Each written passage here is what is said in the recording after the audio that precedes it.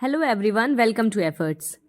आज हम स्टार्ट करने जा रहे हैं बीएड फर्स्ट सेमेस्टर का पेपर कोड एडू बीएड 105 का ए इन्वायरमेंटल एजुकेशन यानी कि पर्यावरण शिक्षा। इसका यूनिट 1 है इन्वायरमेंटल एजुकेशन का इंट्रोडक्शन यानी पर्यावरण शिक्षा परिचय, जिसमें पढ़ने हैं हमें ये सारे टॉपिक्स यानी इन्वायरमेंटल एजुकेशन का कंसेप्ट, इंपॉर्टेंस और स्कोप, संकल्पना, महत्व और दायरा। फिर पढ़ना है इन्वायरमेंटल एजुकेशन के एम्स और ऑब्जेक्टिव्स, लक्ष्य और उद्देश्य, गाइडिंग प्रिंसिपल्स एंड फाउंडेशंस, मार्गदर्शक सिद्धांत और नींव, relationship between man and environment, मनुष्य और पर्यावरण के बीच संबंध, इकोलॉजिकल एंड साइकोलॉजिकल पर्सपेक्टिव, पारिस्थितिक और मनोवैज्ञानिक परिप्रेक्ष्य। तो अगर आप चैनल पे न्यू हैं तो प्लीज़ चैनल को सब्सक्राइब करके जाइएगा नहीं मतलब बाकी के वीडियोस देखने के लिए भी आते रहिएगा। और अगर आप पुराने या चैनल पे ऑलरेडी सब्सक्राइब कर चुके हैं तो इसे जितना हो सके शेयर करिए। तो अब हम वीडियो को स्टार्ट करते हैं बिना टाइम वेस्ट किए।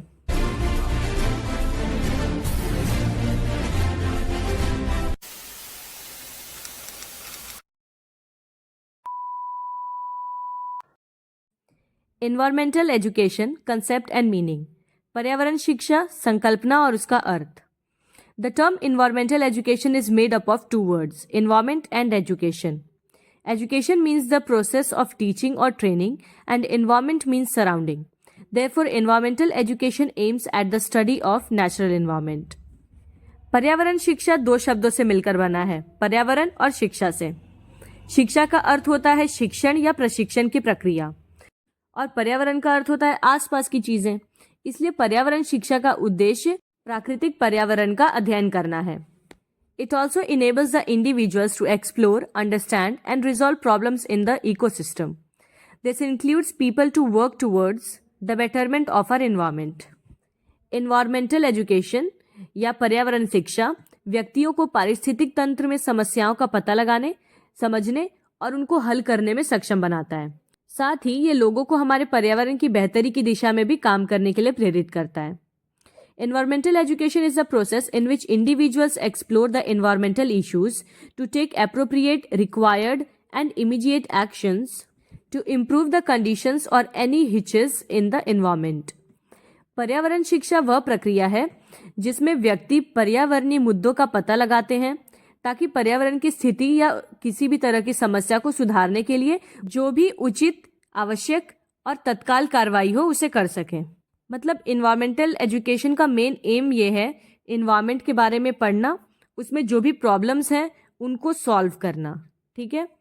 Through environmental education the individuals develop a much deeper understanding of the environmental issues and drastic changes in the behaviour of the ecosystem. पर्यावरण शिक्षा के माध्यम से व्यक्तियों में पर्यावरणीय मुद्दों और पारिस्थितिक तंत्र के व्यवहार में व्यापक बदलावों की गहरी समझ विकसित होती है। हमारे इन्वायरमेंट में जो भी चेंजेस आ रहे हैं उसके बारे में हम जान सकते हैं इन्वायरमेंटल एजुकेशन के थ्रू। इंपॉर्टेंस ऑफ इन्वायरमेंटल एजुकेशन, पर्यावरण शिक्षा का महत्व। Every human on this earth has a role to play for the environment and it gives us everything we need, shelter, food, water, recreation, etcetera. The points given below will help in understanding the importance of environmental education. इस पृथ्वी पर प्रत्येक मनुष्य को पर्यावरण के लिए एक भूमिका निभानी है क्योंकि प्रकृति हमें वो सब कुछ देती है जो भी हमें चाहिए, जैसे कि आश्रय मतलब रहने के लिए अगर आपको जगह चाहिए तो वो भी हमें नेचर से मिलता है, भोजन, पानी, मनोरंजन आदि हर तरह की चीज हमें प्रकृति से मिलती है। तो नीचे दिए गए कुछ बिंदु ऐसे हैं जो आपको पर्यावरण शिक्षा के महत्व के बारे में समझाएंगे। Environmental education is the study of environment and it's functions. The students develop a sense of understanding of the environment in the early stage of their life. Grammatically तो यहाँ पे life नहीं lives होना चाहिए, करेक्ट कर लीजिएगा अगर आप चाहें तो। पर्यावरण शिक्षा पर्यावरण और उसके कार्यों का अध्ययन है। छात्रों में अपने जीवन के प्रारंभिक चरण से ही पर्यावरण की समझ विकसित हो जाती है। मतलब अगर आप बहुत छोटी उम्र से ही बच्चों को इन्वायरमेंटल एजुकेशन सब्जेक्ट पढ़ा रहे हैं तो उससे क्या होगा, बच्चों के अंदर इन्वायरमेंट को लेके कॉन्शियसनेस डेवलप होगी। वो अपने पर्यावरण को लेके चिंतित होंगे, उसके बारे में सोचेंगे और बचपन से ही पर्यावरण को बचाने के लिए अग्रसर रहेंगे। It is important to increase the awareness of individuals about the environment to save the left of natural resources. बचे हुए प्राकृतिक संसाधन जो है हमारे पास, मतलब रिसोर्सेज, उनको सुरक्षित रखने के लिए पर्यावरण के बारे में व्यक्तियों की जागरूकता को भी बढ़ाना महत्वपूर्ण है। Environmental education polishes the ability to make decision is strengthened with environmental education as people become more responsible and aware.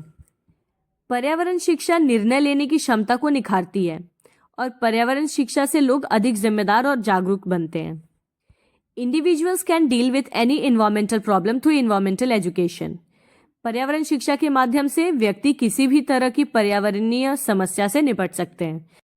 Environmental education develops sensitivity towards the environmental issues that have been happening for a long time. पर्यावरण शिक्षा जो है वो लंबे समय से चल रहे पर्यावरणीय मुद्दों के प्रति संवेदनशीलता विकसित करती है।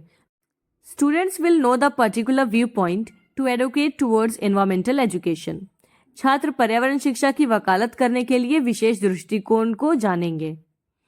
Environmental education makes an individual rich in the knowledge of the environment to make quick and smart decision to save it. पर्यावरण शिक्षा एक व्यक्ति को पर्यावरण के ज्ञान से समृद्ध बनाती है ताकि वह इसे बचाने के लिए त्वरित और दयालु निर्णय ले सके, मतलब तुरंत उसके बारे में कोई सॉल्यूशन ढूंढ सके अगर कोई भी उससे इन्वायरमेंट में इश्यू दिख रहा है तो। अब देखते हैं ऑब्जेक्टिव्स ऑफ एनवायरमेंटल एजुकेशन। पर्यावरण शिक्षा के उद्देश्य क्या हैं? Awareness.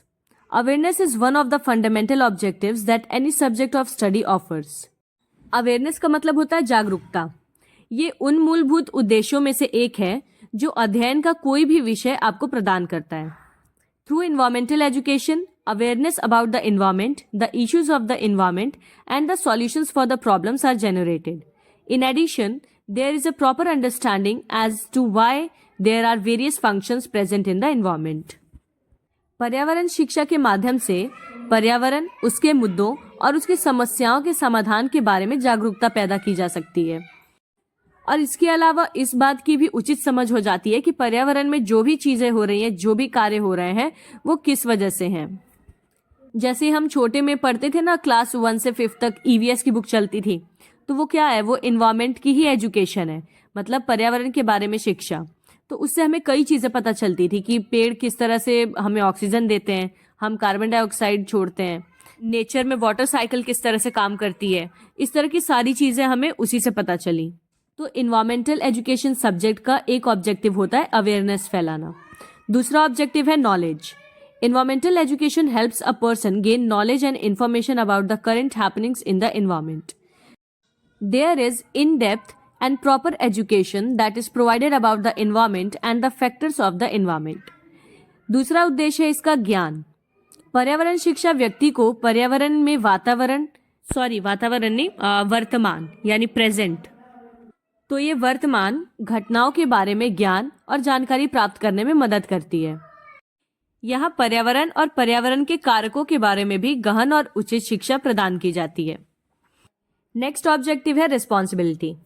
It is only when we understand the reasons behind the disruptions in the environment we can take the proper steps to prevent them. Individuals understand which activities harm the environment, be it small or big, and take necessary precautions to face the adversities. It also helps in taking any future actions and decisions responsibly. इसका उद्देश्य है जिम्मेदारी, यानी हम पर्यावरण में हो रहे सारे व्यवधान रोकने के लिए उचित कदम तभी उठा सकते हैं जब हमें उनके पीछे के कारण पता होंगे। जैसे हॉरर मूवीज में होता है ना कि भूत को हराने के लिए पहले भूत का पास जाना पड़ता है, वो भूत हॉन्ट कर क्यों रहा है किसी को, तो उसी तरह से आप किसी प्रॉब्लम को सॉल्व तभी करेंगे जब आप उसका कॉज जान पाएंगे। तो इन्वायरमेंटल एजुकेशन के थ्रू व्यक्ति ये समझ पाते हैं कि कौन सी गतिविधियां ऐसी हैं जो पर्यावरण को नुकसान पहुंचा रही हैं, चाहे वो छोटी समस्या हो या बड़ी, और उसी के प्रतिकूल परिस्थितियों का सामना करने के लिए आवश्यक सावधानी भी बरतते हैं। ये भविष्य में किसी भी कार्रवाई और निर्णय को जिम्मेदारी से लेने में भी मदद करती है। तो इन्वायरमेंटल एजुकेशन आपको रिस्पॉन्सिबल बनाती है। Participation. When we dive deeper into a particular subject we tend to get more involved in it. The environment concerns us all, so we must save the environment and prevent it from being harmed. Through environmental education, individuals are encouraged to participate in saving and taking care of the environment. As they become aware of the harm they can cause to their lives. भागीदारी. जब हम किसी विशेष विषय में गहराई से उतरते हैं, मतलब उसे बहुत डीपली पढ़ते हैं, तो हम उसमें और अधिक शामिल हो जाते हैं. पर्यावरण की चिंता हम सभी को है, इसलिए हमें पर्यावरण को बचाना चाहिए और इसे किसी तरह का नुकसान नहीं पहुंचाना चाहिए. पर्यावरण शिक्षा के माध्यम से व्यक्तियों को पर्यावरण को बचाने और उसकी देखभाल करने में अपनी भागीदारी देने के लिए प्रोत्साहित किया जाता है, क्योंकि वे अपने जीवन में होने वाले नुकसान के बारे में जागरूक हो गए होते हैं. मतलब इन्वायरमेंटल एजुकेशन सब्जेक्ट पढ़ के उन्हें पता चल जाता है कि हम क्या क्या ऐसी चीज़ें कर रहे हैं जिसकी वजह से हमारा इन्वायरमेंट पॉल्यूट हो रहा है या हमारे इन्वायरमेंट को हार्म हो रहा है. तो जब हमें रीज़न पता चल जाता है तो हम उस काम को नहीं करते हैं जिससे हमारा इन्वायरमेंट को नुकसान पहुंच रहा है. Creating new patterns. With increased awareness of the harm that man's actions are causing to the environment, environmental education aims to create a new behavior pattern and attitude towards the environment. This results in less harm as the new pattern is aimed at being environmentally friendly. नए pattern बनाना. मनुष्य के कार्यों से पर्यावरण को होने वाले नुकसान के बारे में बढ़ती जागरूकता के साथ पर्यावरण शिक्षा का उद्देश्य पर्यावरण के प्रति एक नया व्यवहार पैटर्न या एक नया दृष्टिकोण बनाना भी है. इससे कम नुकसान होता है क्योंकि नए पैटर्न का उद्देश्य पर्यावरण के अनुकूल होता है. मतलब इन्वायरमेंटल एजुकेशन सब्जेक्ट लोगों के अंदर एक positive environment friendly attitude develop करता है, जिसकी वजह से लोग कभी भी ऐसे काम को करने से बचते हैं जिससे पर्यावरण को नुकसान हो सके. Understanding the complexity of environment. The environment that we humans live in is complex and involves various activities that happen within it. Environmental education fulfills the aim to make people understand the complexity of working in the environment and the process that occurs in it. By understanding this, people become more indulged in saving and protecting the environment. पर्यावरण शिक्षा का एक उद्देश्य ये भी है कि वो पर्यावरण की जटिलता को समझा सके. हम मनुष्य जिस पर्यावरण में रहते हैं वो बहुत जटिल है और इसमें होने वाली विभिन्न गतिविधियां भी शामिल हैं. पर्यावरण शिक्षा लोगों को पर्यावरण में काम करने वाली जटिलता और उसमें होने वाली प्रक्रिया को समझने के उद्देश्य को पूरा करती है. इसे समझकर लोग पर्यावरण को बचाने और उसकी रक्षा करने में अधिक सक्रिय हो जाते हैं. Scope of environmental education. पर्यावरण शिक्षा का दायरा. बायोलॉजिकल एस्पेक्ट यानी जैविक पहलू इसका देखते हैं. The most important aspects of environmental education are biological aspects. The best example is human beings. Other examples of biological aspects include animals, birds, insects, microorganisms, and plants.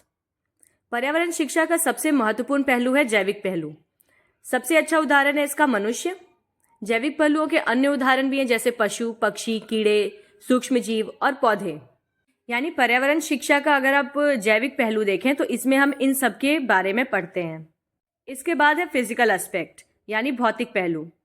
The physical aspect of environmental education is further divided into natural and man made aspects. Physical aspects include air, water, land, climate, etcetera. On the other hand, man made aspects include roads, highways, airports, rail roads, buildings, bridges, dams and reservoirs, etcetera, which humans make. पर्यावरण शिक्षा के भौतिक पहलू की अगर बात करें हम तो इसे प्राकृतिक और मानव निर्मित पहलुओं में विभाजित किया गया है. प्राकृतिक भौतिक पहलू जो हैं उसमें आते हैं वायु, जल, भूमि, जलवायु आदि. और दूसरी ओर जो मानव निर्मित भौतिक पहलू हैं उसमें आती हैं सड़कें, राजमार्ग, हवाई अड्डे, रेल मार्ग, भवन, पुल, बांध, जलाशय आदि जिन्हें मनुष्यों ने बनाया है. फिर आता है सोशियो कल्चरल एस्पेक्ट यानी सामाजिक सांस्कृतिक पहलू. These are the practices, cultures and traditions which humans make to live in the society. It can include rules, laws, religious beliefs, etc. Human beings with their efforts have created these. सामाजिक और सांस्कृतिक पहलू में आते हैं वे प्रथाएं, संस्कृतियां या परंपराएं जो मनुष्यों ने समाज में रहने के लिए बनाई हैं. इनमें नियम, कानून, धार्मिक मान्यताएं आदि इस तरह की चीजें शामिल होती हैं. इन्हें मनुष्य ने अपने प्रयासों से बनाया है. अब इसके बाद हम जानेंगे कि guiding principles of environmental education क्या है, यानी पर्यावरण शिक्षा के मार्गदर्शक सिद्धांत. हम जानेंगे कि किन सिद्धांतों पे पर्यावरण शिक्षा जो है वो चलती है. To consider the environment in its totality, that is natural, artificial, technological, social, economic, political, moral, cultural, historical and aesthetical. पर्यावरण शिक्षा जो विषय है इसका सबसे बड़ा सिद्धांत ये है कि ये समग्र रूप से पर्यावरण के बारे में ही विचार करता है, जैसे कि पर्यावरण का प्राकृतिक, कृत्रिम, तकनीकी, सामाजिक, आर्थिक, राजनीतिक, नैतिक, सांस्कृतिक, ऐतिहासिक और सौंदर्य परक रूप, हर तरह की चीजों के बारे में पर्यावरण शिक्षा अध्ययन करती है. To consider a continuous life process from pre school to all higher levels, formal as well as non formal, यानी प्री स्कूल से लेकर सभी उच्च स्तरों तक औपचारिक और गैर औपचारिक सतत जीवन प्रक्रिया पर विचार करता है. To be interdisciplinary in the study approach, अध्ययन दृष्टिकोण में अंतर विषय होना, यानी इन्वायरमेंट के कई सारे डिसिप्लिन्स के बारे में ये स्टडी करता है. To emphasise active participation in prevention and solution to environmental problems, पर्यावरणीय समस्याओं को रोकने एवं उनका समाधान निकालने में सक्रिय भागीदारी पर जोर देता है. इस सिद्धांत पे ये बेस्ड है. To examine major environmental issues from a local, national, regional and international point of view, यानी स्थानीय, राष्ट्रीय, क्षेत्रीय और अंतर्राष्ट्रीय दृष्टिकोण से प्रमुख पर्यावरणीय मुद्दों की जांच करना. To focus on current and potential environmental situations, वर्तमान में और संभावित पर्यावरणीय जो भी स्थितियां हैं उन पर ध्यान केंद्रित करना. To consider environmental aspects in plans for growth and development, वृद्धि और विकास की योजनाओं में पर्यावरणीय पहलुओं पर विचार करना, यानी ह्यूमंस डेवलपमेंट तो करें लेकिन साथ में पर्यावरण को दिमाग में रखते हुए. To emphasize the complexity of environmental problems and the need to develop critical thinking and problem solving skills. ये पर्यावरणीय समस्याओं की जटिलता और आलोचनात्मक सोच और समस्या समाधान कौशल को विकसित करने की आवश्यकता पर जोर देता है. To promote the value and necessity of local, national and international cooperation in the prevention and solution of the environment. पर्यावरण की रोकथाम और समाधान में स्थानीय, राष्ट्रीय और अंतर्राष्ट्रीय सहयोग के मूल्य और आवश्यकता को बढ़ावा देना इसका गाइडलाइन प्रिंसिपल है. To utilise diverse learning about the environment and different approaches to teaching and learning about the environment, पर्यावरण के बारे में विविध शिक्षण करना और पर्यावरण के बारे में शिक्षण और उसके सीखने के विभिन्न तरीकों का उपयोग करना. To help learners to discover the symptom and the real causes of the environmental problems, शिक्षार्थियों को पर्यावरणीय समस्याओं के लक्षण और वास्तविक कारणों की खोज करने में मदद करना. To relate environmental sensitivity, knowledge, problem solving and value clarification at every grade level, प्रत्येक ग्रेड स्तर पर पर्यावरणीय संवेदनशीलता, ज्ञान, समस्या समाधान और मूल्य स्पष्टीकरण से संबंधित होना. To enable learners to have any problem in planning their learning experiences and provide an opportunity for making decision and accepting their consequences. इसका एक सिद्धांत ये भी है कि शिक्षार्थियों को अपने सीखने के अनुभवों की योजना बनाने में कोई भूमिका निभाने में सक्षम बनाना और निर्णय लेने और उनके परिणामों को स्वीकार करने का अवसर प्रदान करना. Now let's see what is the relationship between man and environment. मनुष्य और पर्यावरण के बीच क्या संबंध है? The relationship between the man and the environment has been established in the early periods itself. Human beings live in the kingdom of nature and interact with it constantly. The influence of nature in the form of air he breathes, the water he drinks, the food he eats, and the flow of energy and information. Any change in the environment can not only result in devastating effects but can also pose a threat to human race. मनुष्य प्रकृति के समाज में रहता है और उसके साथ लगातार बातचीत करता रहता है. प्रकृति का प्रभाव मनुष्य पर कई तरह से दिखता है, जैसे कि मनुष्य जिस हवा में सांस ले रहा है या जो वो पानी पीता है, जो खाता है, जो ऊर्जा का प्रवाह या सूचना के रूप में दिखाई देता है. इस हर चीज में हमें पर्यावरण का प्रभाव दिखता है मनुष्य के ऊपर. पर्यावरण में कोई भी परिवर्तन न केवल विनाशकारी प्रभाव डाल सकता है बल्कि मानव जाति के लिए भी खतरा पैदा कर सकता है. अब दोनों को सेपरेटली समझते हैं कि how the environment affect humans. पहले हम जानेंगे कि पर्यावरण मनुष्य को किस तरह से प्रभावित करता है. द एनवायरनमेंट कैन फैसिलिटेट और डिस्करेज इंटरैक्शंस अमंग पीपल. पर्यावरण लोगों के बीच बातचीत को सुविधाजनक या फिर हतोत्साहित बना सकता है. The environment can influence people's behaviour and motivation to act. पर्यावरण लोगों के व्यवहार और कार्य करने की प्रेरणा को भी प्रभावित करता है। मतलब अगर आप एक हेल्दी इन्वायरमेंट में रह रहे हैं तो आपका बिहेवियर भी हेल्दी रहेगा। The environment can influence mood. वातावरण मूड को भी प्रभावित करता है। The health of human population is strongly influenced by the environment. Over 25% of global mortality is associated with environmental factors including excessive heat, poor air quality, and poor water quality, the spread of diseases, and food shortages. मानव आबादी का स्वास्थ्य पर्यावरण से काफ़ी ज़्यादा प्रभावित होता है। जैसे कि अगर आप देखें तो वैश्विक मृत्यु दर का 25% या उससे अधिक पर्यावरणीय कारकों से जुड़ा है, जिसमें अत्यधिक गर्मी, खराब वायु गुणवत्ता और खराब पानी की गुणवत्ता या बीमारी का प्रसार या भोजन की कमी, ऐसे ही कई फैक्टर्स की वजह से ह्यूमन पॉपुलेशन अफेक्ट होती है। Population distribution of humans depends on environmental factors. The main factors determining population distribution are climate, landforms, topography, soil, energy, and mineral resources, accessibility like distance from sea coast, natural harbors, navigable rivers or canals, cultural factors, political boundaries, etc. मनुष्य का जो जनसंख्या वितरण है वो पर्यावरणीय कारकों पर निर्भर करता है। जनसंख्या वितरण से मतलब है कि कहाँ पे कितनी ज़्यादा आबादी रहेगी लोगों की।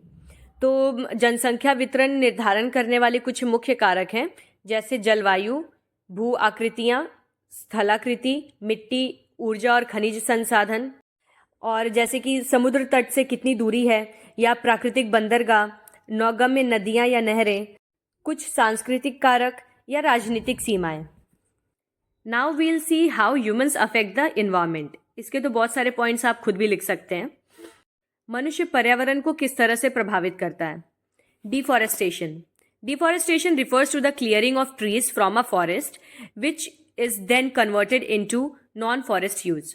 Trees take in greenhouse gases and give oxygen to nature, which we use to breathe. Chopping down trees led to an ecological system imbalance, leading to a decrease in oxygen levels. Deforestation तो सबसे common चीज़ है जिससे human affect करता है environment को। वनों की कटाई। वनों की कटाई से तात्पर्य है कि जंगलों से पेड़ की कटाई करना और जिसे बाद में गैर वन उपयोग में बदल दिया जाता है। पेड़ ग्रीन हाउस गैसों को ग्रहण करते हैं और बदले में प्रकृति को ऑक्सीजन देते हैं, जिसका उपयोग हम सांस लेने के लिए करते हैं। तो इन पेड़ों को काटने से पारिस्थितिक तंत्र में असंतुलन पैदा हो जाता है, जिससे कि ऑक्सीजन का स्तर गिरने लग जाता है, ऑक्सीजन के स्तर में कमी आ जाती है। Water pollution. Polluted water from large-scale factories, the absence of adequate sanitation facilities, numerous human actions along water sources have facilitated water contamination to a great degree. जल प्रदूषण।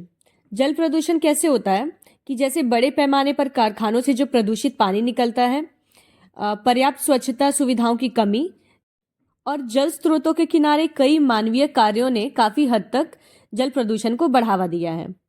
Air pollution.